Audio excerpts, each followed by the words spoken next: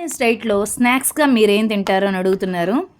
నేను ఇప్పుడు వెయిట్ లాస్లో లేను, వెయిట్ బాగా తగ్గి మెయింటైన్ చేసుకుంటున్నాను. కాబట్టి వీక్లో 2 సార్లు వేపించిన వేరుశనగ పప్పు, టమోటా, ఉల్లిపాయ, పచ్చిమిర్చితో ఇట్లా చాట్ అని అనండి, మేమైతే మసాలా అంటాం, ముంత మసాలా అంటారు కదా, అది చేసుకొని తింటాను అనమాట.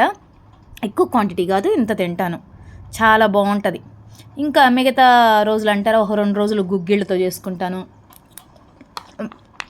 కానీ అన్నిటికీ భలే టేస్ట్. వేపించిన వేసినప్పటికి ఎంత టేస్ట్ ఉండేదంటే ఇంకా నాకేం తినబుద్ధి కాదు.